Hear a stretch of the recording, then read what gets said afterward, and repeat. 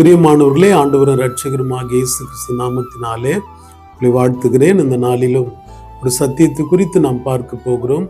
மத்தேயு எழுதின சுவிசேஷம் 25வது அதிகாரம் முதல் 13 வசனத்தில் எழுதப்பட்ட காரியங்கள் நாம் வாசித்திருக்கலாம். 10 கன்னிகைகளை குறித்து அந்த இடத்துல எழுதப்பட்டிருக்கிறது. அதிலே 5 கன்னிகைகள் புத்தி உள்ளவர்கள், 5 கன்னிகைகள் புத்தி இல்லாதவர்கள்.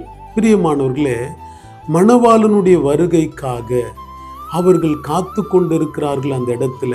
ஆனால் 5 பேரிடத்துல தீபட்டி இருந்தது, எண்ணெயும் கூட இருந்தது. ஆனால் இன்னொரு புத்தி இல்லாத 5 பேரிடத்துல தீபட்டி மாத்திரம் இருந்தது. ஆனால் எண்ணெய் அவர்களிடத்தில் இல்லை. பிரியமானவர்களே, மணவாளன் வந்து விட்டார். இவர்கள் தங்களுடைய தீபட்டிகளை ஆயத்தப்படுத்துகிறார்கள். புத்தி உள்ளவர்கள் தன்னுடைய எண்ணெயோடு கூட தீபட்டி வைத்திருந்ததுனாலே அவர்கள் தீபட்டி அக்கினி அந்த இடத்துல இருந்தது. பிரியமானவர்களே, அவர்கள் ஆயத்தமாக இருந்தார்கள்.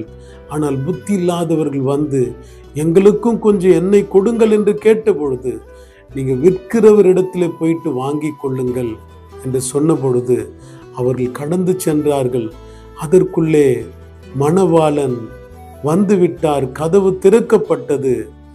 புத்தி உள்ளவர்கள், எண்ணெயும் வைத்திருந்தவர்கள் கல்யாண வீட்டுக்குள்ளே பிரவேசித்தார்கள். கதவு அடைக்கப்பட்டது. பிரியமானவர்களே, தீபட்டி இருந்தது. ஆனால் புத்தி இல்லாதவரிடத்துல எண்ணெய் இல்லை. பிரியமானவர்களே, ஆனால் புத்தி உள்ளவர்களிடத்திலே தீபட்டி இருந்தது, விசேஷமா எண்ணெய் இருந்தது. அந்த எண்ணெய் என்பது என்ன? அது பரிசுத்த ஆவியானவருடைய அபிஷேகம்.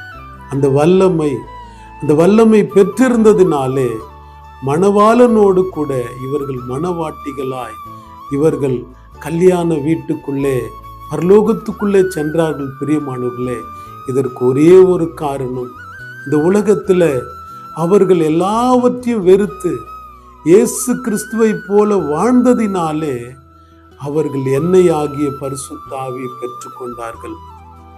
சீஷர்கள் எண்ணெய் ஆகிய பரிசுத்த ஆவியை பெற்றுக்கொண்டதுக்கு என்ன காரணம் என்று சொன்னால், அவர்கள் இயேசு கிறிஸ்துவை போலவே இந்த உலகத்தில் வாழ்ந்தார்கள். இயேசு கிறிஸ்துவனுடைய உபதேசத்தை கை கொண்டார்கள். இந்த உலகத்தின் எல்லா காரியங்களையும் அவர்கள் வெறுத்தவர்களாக இருந்தார்கள். இந்த உலகத்தில் தான் வாழ்ந்தார்கள். ஆனால் இந்த உலகத்துக்கு அப்பாற்பட்ட ஒரு வாழ்க்கை வாழ்ந்தார்கள். ஆகவே எண்ணெய் ஆகிய பரிசுத்த ஆவி பெற்றுக்கொண்டார்கள். புத்தி இல்லாதவர்கள் வந்து கதவை தட்டுகிறார்கள், எங்களுக்கு திறக்க வேண்டும் என்று சொல்லி. நீங்கள் எவ்விடத்தாரோ நான் உங்களை அறியேன் என்று அந்த இடத்துல நம்ம பார்க்குறோம். பிரியமானவர்களே, அங்கே பார்க்கும்போது நீங்கள் விற்கிறவரிடத்துல போய் நீங்கள் வாங்கி கொள்ளுங்கள். பிரியமானவர்களே, இந்த எண்ணெய் யார் கொடுக்கிறா, இந்த எண்ணெய் யார் விற்கிறா என்று சொல்லி பார்க்கும்போது இது தேவன் தான் கொடுக்க முடியும். இந்த எண்ணெயை, இந்த பரிசுத்த ஆவியை தேவன் தான் கொடுக்க முடியும். பிரியமானவர்களே, அதை நாம் எப்போ நாம் பெற்றுக்கொள்ள முடியும்? இந்த உலகத்தில் வாழும் பொழுதே இயேசுவுக்கு ஒரு சீஷர்களாய் வேத வசனத்தை அப்படியே கை கொண்டு இந்த உலகத்தின் எல்லா மாயைகளையும் நாம் வெறுத்து அப்படி அந்த நிலையில வரும்போதுதான் எண்ணெய் ஆகிய பரிசுத்த ஆவியை தேவனாலே பெற்றுக்கொள்ள முடியும். பிரியமானவர்களே, 10 பேரை நாம் பார்த்தோம். 5 கன்னிகைகள் அவர்கள் கைவிடப்பட்டார்கள். ஏன்? அவர்கள் எண்ணெய் ஆகிய பரிசுத்த ஆவியை பெறவில்லை.